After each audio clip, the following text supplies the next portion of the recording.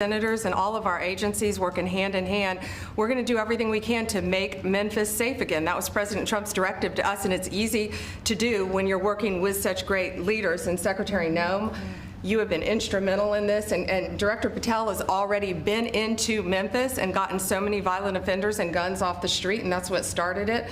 And working with Stephen and Deputy Attorney General Todd Blanche, thank you. We've all been going nonstop, working hand in hand together, and Gadi Seralta, Terry Cole, and Director Driscoll of ATF wearing 2 hats, and Pete Hegseth with the National Guard, all working hand in hand and being out there for a month. You can't tell who's with what agency but for the T-shirt they're wearing, because everyone's working hand in hand, and that's why we've been so successful. We're going to do that in Memphis, and we're going to get crime off the streets. That's great. Thank you, Pam. Great Thanks, job. President. Christy, go ahead. Mr. President, Memphis has a high number of trafficking, significant human traffickers, child exploitation, drug trafficking. The local gangs there are extremely dangerous, and I'm so excited that you're going in there to work with not just the governor and willing local leaders, but also our Attorney General and all the leaders that are standing here today to help protect our children. So what's going to change dramatically is the families' lives that live there, and it's only going to happen because of you, because you're coming in. What has started there, you're going to put on steroids. The networks that you're going to uncover across this country, because of the work that's going to happen in Memphis, we're going to see every city get safer, because we're going to see those ties to other criminals that we're going to get out of the country. So we're a nation of laws. And sir, thank you for caring about every single city. Thank you, Christy. Really nice. And what makes it to me so exciting is the success we had here so quickly. And you know, we've taken close to 1,500 people out of DC. But when I saw the result happen so quickly, and so many people are so thankful, and people that you pass them every day and they're fine, all of a sudden they're thanking me so profusely. It was so exciting what's happened, and continues to be what happened in DC. And so that's what makes this, I think, even more exciting, because we know what's going to happen. We know we have the people. Look, we're sending in a lot of help. These cities have been taken over for years, and the last 4 years under Biden, what's happened is just a disgrace. So it really has, what the success we've had here has made it to me much more exciting, because I think we're going to have proportionally. I mean, you have cases where it's even worse. I have some people, we have some people quoted today that we took out of papers. We're so grateful for the National Guard coming, said an owner of a Memphis tax service. It's so dangerous here. It's so darn dangerous that you can't get out of your car. If you get out of your car, he says you get robbed, you get mugged, you get hit. You can't go to the market or a service station. So yeah, I want to see crime stop, and I want to see the National Guard come in right away if that's what's necessary. There's a need. Here's another one from a director of a Memphis-based crime prevention organization. There's a need for more boots on the ground. You have to get them done fast before we totally lose it. They're going to lose it all. I got 2 guns put in my face, then another, within 5 minutes at 2 different locations. He said, I got a gun put in my face. Then I went someplace else, had another gun put in my face. I was scared. It never happened to me. I've never seen anything like it. Here's another one. I honestly thought he was going to kill me, said a 60-year-old Memphis carjacking victim. A man walked up, give me your car, you got 5 seconds to get out or you're dead. This is what we have, and this page after page of the same kind of thing. Cash, would you say a few words, please? Thank you, Mr. President. Thanks to your brilliant foresight, you had asked us to go in quietly into these cities to help set the landscape, to work with the interagency, and to make America safe again. And we've done that under the FBI's banner program of Operation Summer Heat. And the results are only as good as the prosecutions. And because the Attorney General and the Deputy Attorney General have mobilized DOJ to successfully prosecute so many violent criminals, we've set the landscape for the interagency to come into Memphis and really make it safe permanently. As the governor and the senators and the other directors were saying, it's not a short-term mission, but thanks to you launching us early, launching us quietly, not looking for the credit, Mr. President, we greatly appreciate your support and the advanced foresight you had in doing that. It's so exciting, and somebody had to do this. A president should have stepped up long ago and saved these cities. So it's not that I wanted to do it, believe me. Somebody had to do it, and we're doing it in a big way. Excellent. Pete, could you say a few words, please? Yes, Mr. President. from day one, the DOW, the Department of War, I'm glad you made that correct. correcting it for you, sir, has been proud to stand with our partners across the interagency, whether it's the Southwest border, whether it was Los Angeles getting ahead of that, whether it's right here in Washington, D.C., where Secretary Driscoll and the Army and the National Guard have taken the lead in helping across all of these great folks to secure the city. We are very proud to be here, to stand strong alongside law enforcement. We're glad that Memphis is the place to go. The volunteer state, we're not going to have any problems with the Tennessee National Guard being willing to go in and stand strong in Memphis, sir. Not at all. And get ready, because you'll be doing a lot of other places that are almost as troubled. You got it, sir. Some of them are equal. You look at what's going on in Baltimore, where the governor was telling me how wonderful it is, and you can't walk across the street without being shot. Could I ask our two great senators to say a few words, please? Of course. Please, Mr. Marcia. President, thank you so much.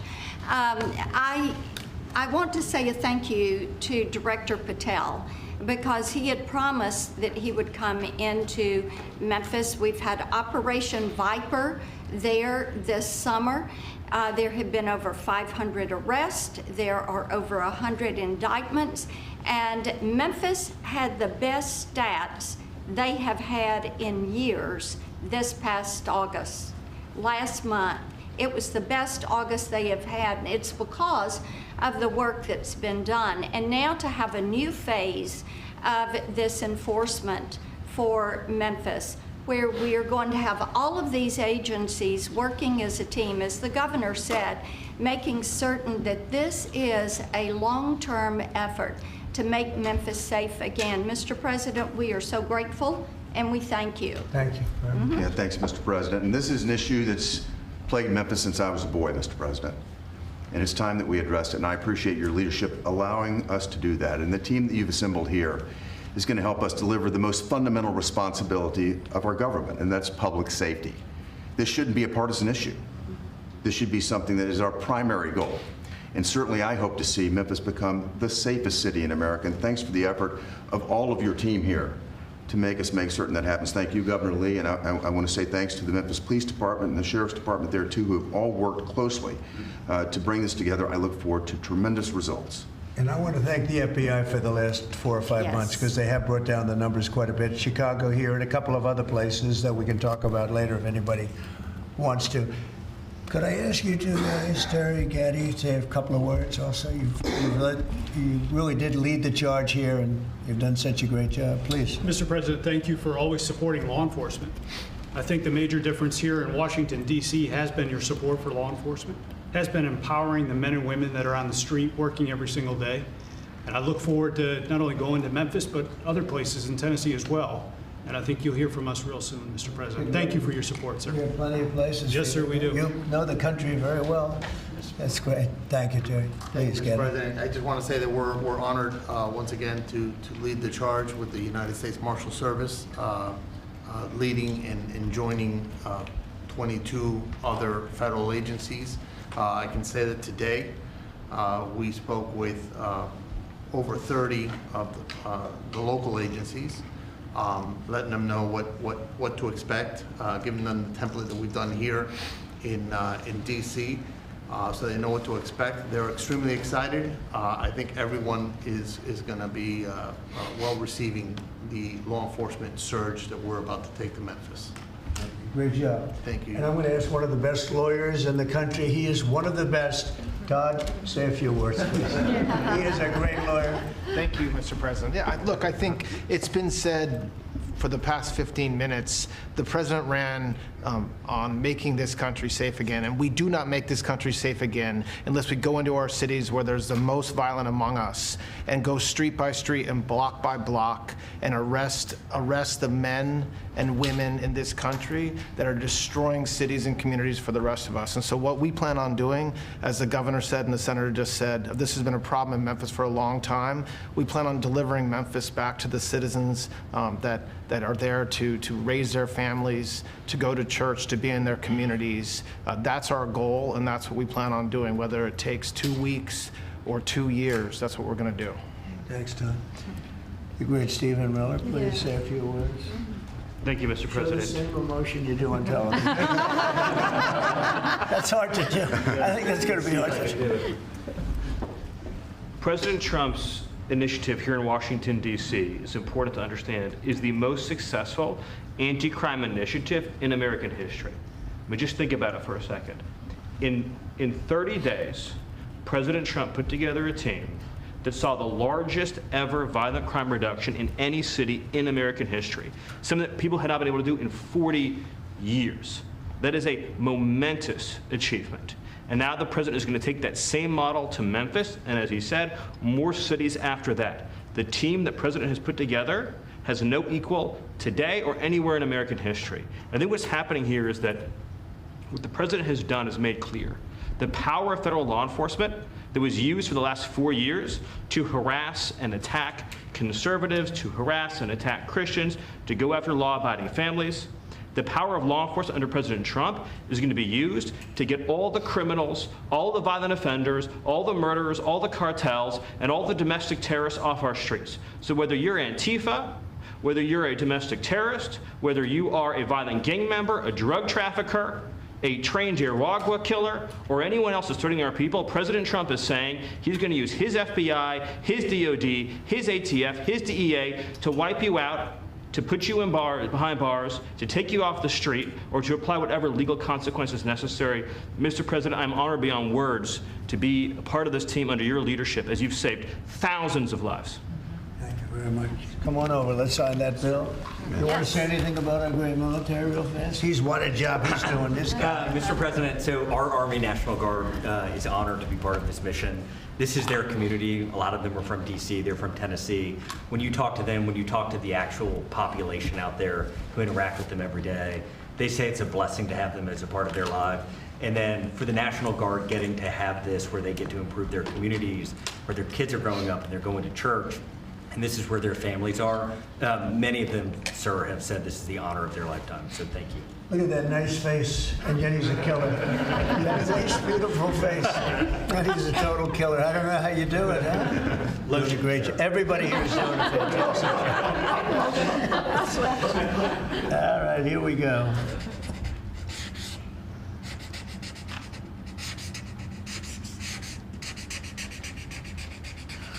Wonderful. Okay. Wonderful.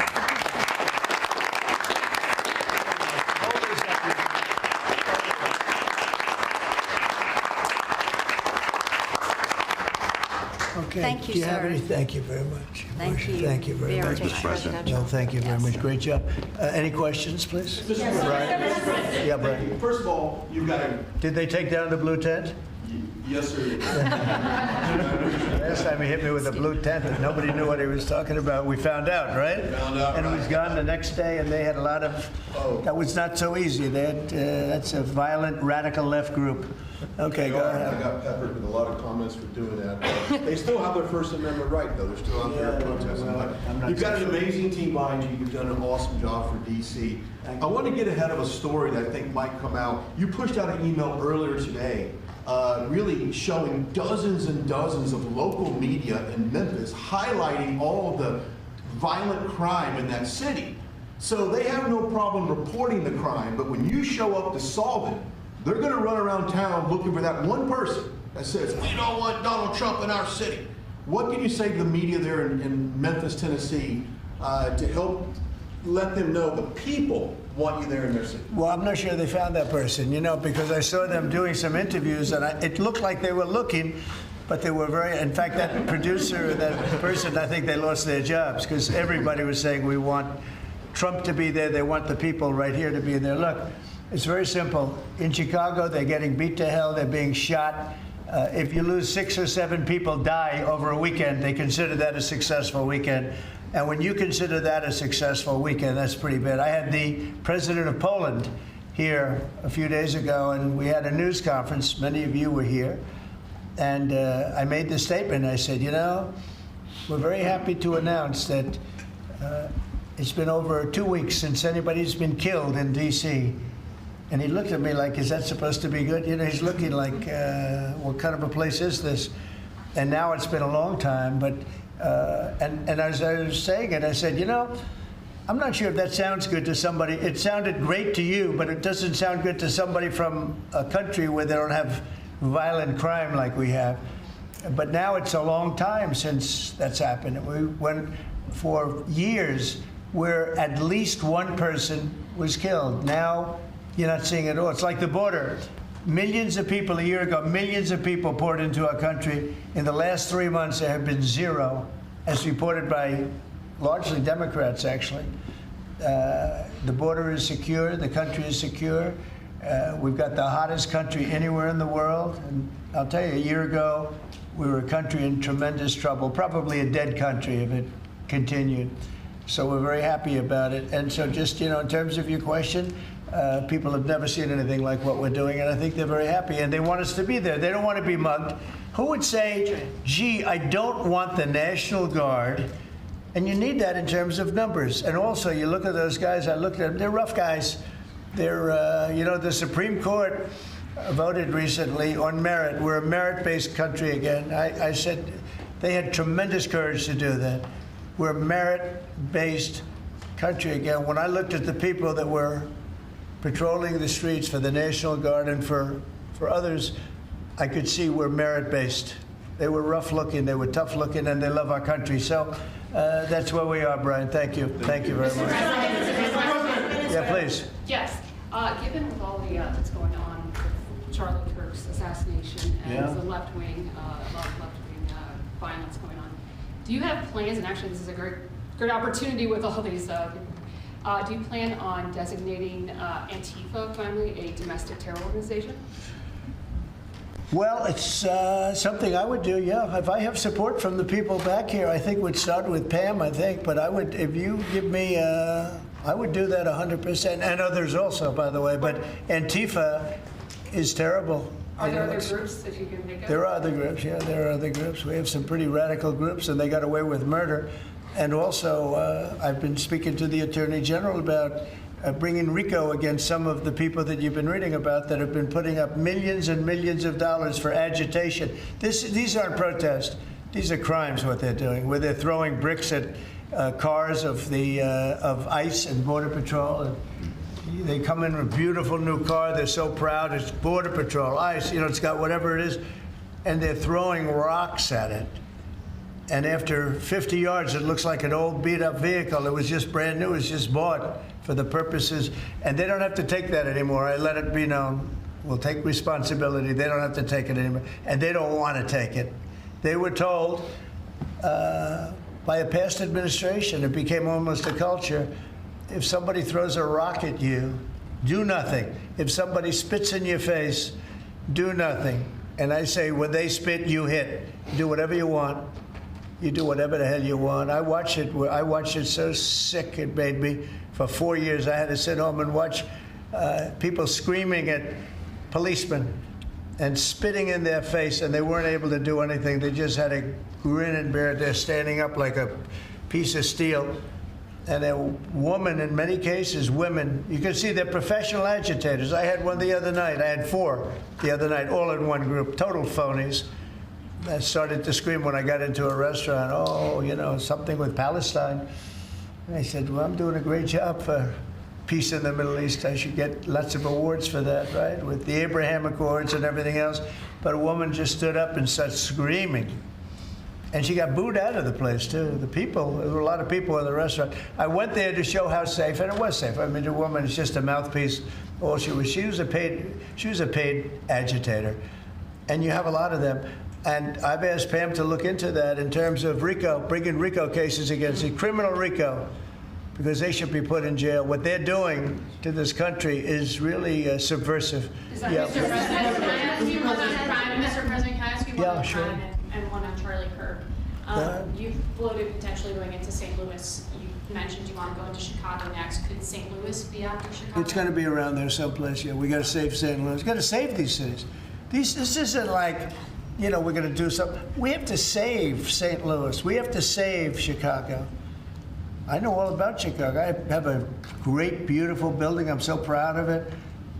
But, you get less proud when you see all the crime. When they announced 2 weeks ago, 11 people killed, this is over a weekend. I think they said 38 people shot and 11 people dead. And then you watch Pritzker get up and say, we've got crime under control. And I will say that Cash and the FBI did a good job. With a very light force, they went in, and for about 4 months, Cash or so, they've been working on keeping crime down. They have brought the numbers down a little bit. But those are the easy numbers. You know, the first 20, 25% are the easy numbers. That's where it gets. Then you have to bring in the big forces, right, which is what we always intended to do. But I think the FBI's done a very good job. In particular, in Memphis and Chicago, they brought it down a little bit. Like 20% and 25%. Well, I guess it's not so little, but we have a long way to go. We think Chicago is going to be next, and we'll get to St. Louis also. And on Charlie Kirk's assassination. And New Orleans we want to get to, too. Your FBI is investigating the potential role of left-wing organizations in the assassination. I'm wondering if you think if Charlie Kirk's assassin worked alone or if he worked with it. I don't know. I mean, I can tell you he didn't work alone on the internet, because it seems that he became radicalized on the internet. That's just by watching same things that you're watching and hearing. It looks like he became radicalized over the internet. And it seems like he has wonderful parents, brought in a wonderful neighborhood, smart guy, great boards, great marks, great student. And then something happened to him over a fairly short period of time. It looks like he was radicalized over the internet, and it's radicalized on the left. He's a left. I have a lot of problems with the left, and they get protected, and they shouldn't be protected. But as you understand, I think, very well from the tone of your question. Thank you very much. On Venezuela, sir, and on Israel. First on Venezuela, what can you tell us about this Venezuelan boat that was taken out? And do you plan to provide proof that these were narco-terrorists who were on their way to the U.S.? Well, we have proof. All you have to do is look at the cargo that was, like, it's spattered all over the ocean. Big bags of cocaine and fentanyl all over the place. And it was, plus we have recorded evidence that they were leaving. We've recorded them. It's very careful, because we know you people would be after us. We're very careful. The military has been amazing. And General Kane showed me a little while ago the clip, but you can actually see it. But you don't have to see it, because we have recorded proof and evidence. We know what time they were leaving, when they were leaving, what they had, and all of the other things that you'd like to have. But we have noticed that there are no ships in the ocean anymore. We're seeing that there's like no ships, you know, when the first one we went, there were hundreds of boats. Now there are no boats. I wonder why. Meaning no drugs are coming across. Probably stopping some fishermen too. I mean, to be honest, if I were a fisherman, I wouldn't want to go fishing. Just a nice, let's take a little trip, because I'd say, man, if maybe they think I have drugs downstairs. I don't want that. I think the fishing business probably been hurt, but there are literally no boats. This was a boat, and we were surprised to see it. Now, what does that mean? That means there's no drugs coming by sea, but they do come by land. And you know what? We're telling the cartels right now, we're going to be stopping them too. When they come by land, we're going to be stopping them the same way we stop the boats.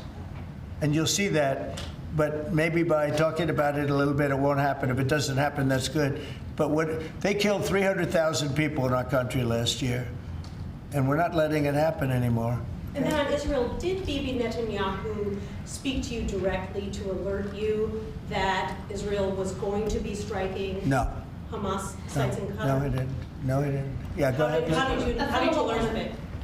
Same way you did. Go ahead, please. You mentioned that the shooter was radicalized online. I think so. Well, you know, by the way, when I say that, that's my opinion. I think he was radicalized online based on what they're saying. Do social media companies bear any responsibility for that? And how does that? I'm going to have to ask. I don't know. I'd ask Pam that question. I don't know if you or Todd could give an answer to that. Somebody has to bear some responsibility. You know, and President Trump, I've always told parents, you got to watch what your kids are doing on the internet, what they're doing online, what they're listening to, what they're reading. They're all online. They're all on their phones all the time. Parents have got to monitor that, because this starts when you're young. This starts when you're young, when you listen to these groups, when you watch these shows.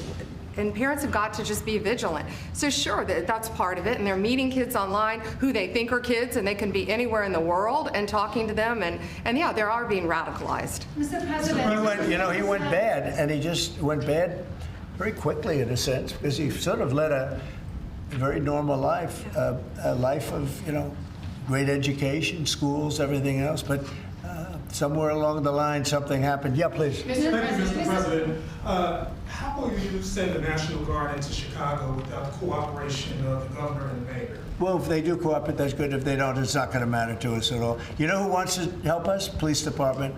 They have no respect for the governor. They have no respect for the mayor.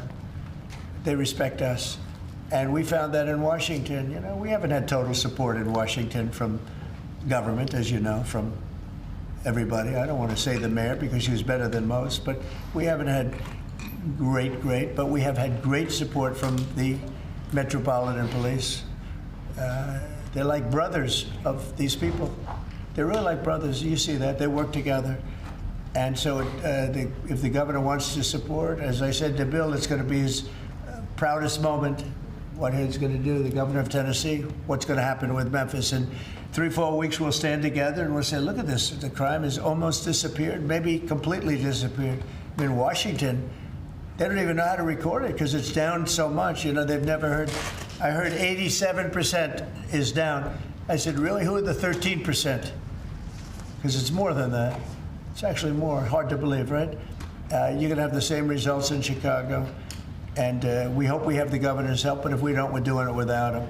And on social media, Mr. President, you had the framework that's been agreed to with TikTok, for example. Will China continue to have a stake in the company? Well, we haven't decided that, but it looks to me, and I'm speaking to President Xi on Friday for confirmation of that, and, you know, frankly, more importantly, a big deal. And we've had very good meetings. As you know, we were in Europe, our people, Scott Bessent and Jameson Greer, and others. And it was a very big meeting with China.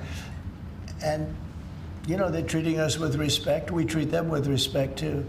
But it was very successful. And on top of it, we have what could be a very good deal. Don't forget, I've had more people say, could you try and keep TikTok alive? I use TikTok. I mean, I have to admit it in the election, and look how I did with youth. No Republicans come close. I blew everyone away. You know, if you look back not so long ago, Romney, he got like 7% of the youth.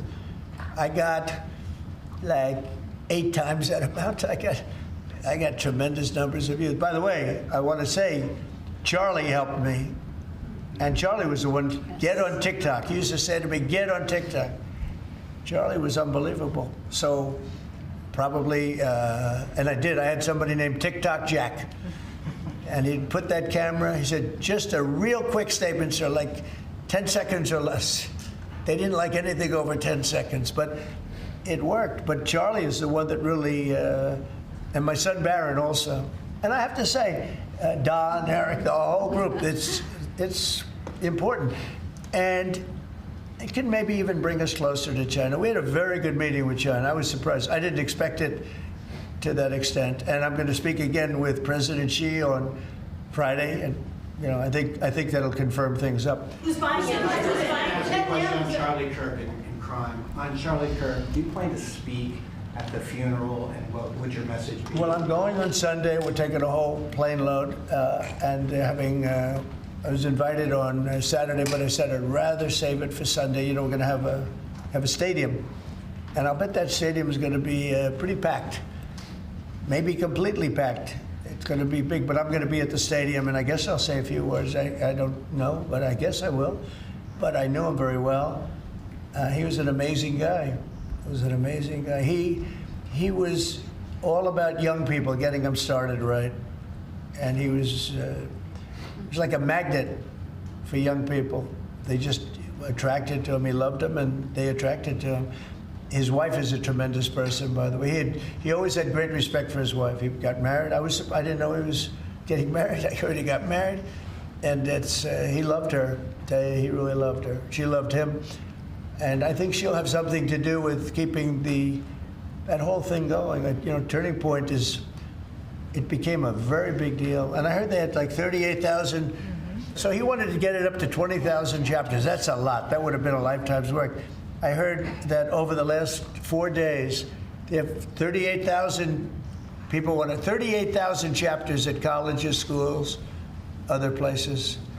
Numbers that, nobody's ever heard of numbers like that. So I think Turning Point could be you know, through what happened, this horrible act, it could be maybe bigger than it could have ever been had he been there. And I will say this, he'd be very happy if he saw what was going on. And there's some very good people, because I speak at Turning Point quite a bit. And Charlie would call me up.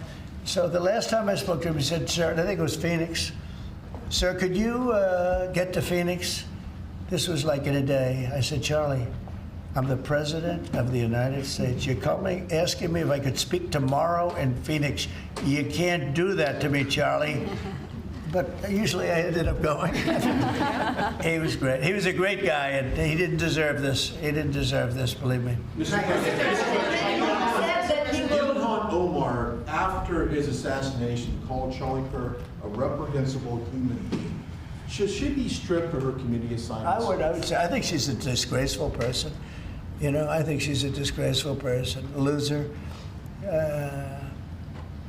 It's amazing the way people vote. I know it's people from her area, maybe of the world. I don't know. They got here and they vote her in. It's hard to believe, but I think she's a disgusting person. And one more question, if I could. A lot of these, in recent of these trans shooters that we've seen over the last couple incidents, this flag right here is up and down 14th Street. This is what would be a trans flag. A lot of people are very threatened by this flag. It means a lot of different negative things to people, violence. Would you be opposed to taking this flag down, up and down the streets of D.C.? Well, I wouldn't be. Then they'll sue and they'll get freedom of speech stuff, you know, so that'll happen. But I would have no problem with it. I will say, and Steve might just mention this, Todd, you might mention it too, because we're putting out an order. You know, freedom of speech means you can burn the American flag, which I think is horrible. But I noticed something over the last little while. You know, as you do this, you start noticing things that you wouldn't normally think. It really causes unrest and violence when they burn American flag. So the American flag, I wanted anybody burns the American flag, go to jail based on freedom of speech, goes to jail immediately. But the freedom of speech protected them, right? And so, that's been argued a couple of times. And you know, it's one of those things. But you know what? Hasn't been argued, and we're going to be arguing it, I think, very soon. And that's the violence. They incite violence. So when I saw it just yesterday, they burned the American flag, and people that were there were fine. And all of a sudden, they're going crazy, and there's fist fights. It wasn't in Memphis either. But I will say, it incites violence. And I think you just do the exact same thing. Don't use freedom of speech. Use the incitement of violence. I mean, it's really, you had to see, these people were going at it. Yeah. And, you know, you could burn other things and people just sit there, they fall asleep. You burn the American flag, and on both sides. But the level of violence I saw this flag burning cause was incredible. It was an incitement. So I hope you guys are going to be able to do that, Pam, right? Well, there's also groups called Trans-Tifa. So perhaps if you can label them a domestic terrorist group, then you can, in all reality, you could take that flag down because it would represent the Trans-Tifa. I think you probably could. Again, you'll be sued, and it's okay. I've been sued before a couple of times, you may have seen. Anyway. Netanyahu said that he doesn't rule out targeting Hamas anywhere they are. You said that you don't want to see Qatar hit again. Are there any guarantees that Qatar... Well, he won't be hitting in Qatar. As I say, I call it Qatar, you call it Qatar. You're actually more right, but actually you're allowed to go. The Emir said, you can say it any way you want, but I've always thought of it as Qatar. I think it's a beautiful sound. And actually, they've been a very good ally. And a lot of people don't know that. But he won't be hitting Qatar, but he will be maybe going after. Now, there was an article that I read in a newspaper just about an hour ago where Hamas said they're going to use the 20 hostages as human shields. They're going to bring them up from the dark tunnels, and they're going to put them in the line of fire so that if Israel goes forward, they're going to die. And I thought that was very terrible, and I put out a statement on that. You saw that. But Mr. President, I want Charlie Kirk, in retrospect, given all of the moving ways that this White House has paid tribute to Charlie Kirk, right. Do you think it would have been fitting to lower the flags to half-staff when Melissa Hortman, the Minnesota House Speaker, was gunned down by an assassin as well? I'm not familiar. The Minnesota House Speaker, a Democrat, who was assassinated this summer Well, if the governor had asked me to do that, I would have done that. But the governor of Minnesota didn't ask me. I didn't. I wouldn't have thought of that, but I would have if somebody had asked me. People make requests for the lowering of flag, and oftentimes you have to say no because it would be a lot of lowering. The flag would never be up. Had the governor of Minnesota asked me to do that, I would have done that gladly. And given the killing of Melissa Hortman, the attack on Paul Pelosi, the attack on Gabby Giffords, the attack on the Pennsylvania governor's mansion, why make the case that violence is only on one side? It seems to be taking place. I didn't say it's on one side, but I say the radical left causes tremendous violence, and they seem to do it in a bigger way. But the radical left really is caused a lot of problems for this country. I really think they hate our country. Okay, yeah, please. This may be related to the RICO work that you're doing, and I'd like to confirm. And we are really looking at that seriously. Vice President Vance was speaking with Stephen Miller earlier today about targeting NGOs that they were saying foment violence. Right. Is that? Can you speak more to that? And what NGOs specifically are you looking to target, sir? A number of them. Steve, please. Yes, so I believe what you're referring to is there are these nonprofit entities that organize, as the president mentioned, attacks on ICE officers, attacks on Border Patrol agents, organized doxing campaigns, which are a violation of federal law. They break off cement and they bring into riots. They have organized drop points for weapons, organized drop points for gas masks, organized drop points for all the materials necessary to launch a riot. Of course, you saw that during the Black Lives Matter riots as well, too. So there's this whole network of organizations. And I think the key point the president's been making is somebody is paying for all of this. This is not happening for free. And so under the president's direction, the attorney general is going to find out who is paying for it, and they will now be criminally liable for paying for violence.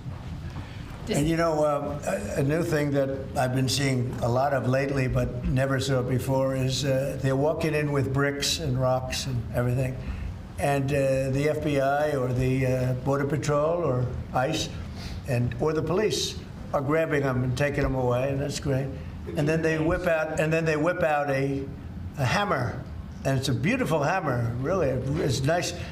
You know, this is not a hammer somebody happens to have. These are serious hammers, beautiful, brand new hammers, and they start breaking up the concrete sidewalks and the granite curbs in many cases. Granite is hard to cut, you know, it's very hard stone, and they're banging away and handing out pieces of stone. So instead of having it in bags, they're banging the sidewalk, knocking that. You have to see what some of these sidewalks look like when they finish, and especially the curbs, because the granite curbs are very, very expensive, and they're great, and, you know, very hard. They are almost indestructible, but not when it gets pounded on for 20 minutes by some pretty strong guy. And then they hand out big chunks of stone so that people can throw them at the police and people can drop them off bridges into car windows. No, we have a long way to go, and we're going to make it all good. We're going to make it really safe. This country is going to be safe. We've got almost 3.5 years. Think of that, 3.5 years. It's a long time. It goes quickly, but at the end of that time, I hope one of the many things we can say is that we made our cities safe again. Thank you very much, everybody. Thank you. Thank you. Thank you. Guys, come on, team. Everyone. Thank you. Thank you.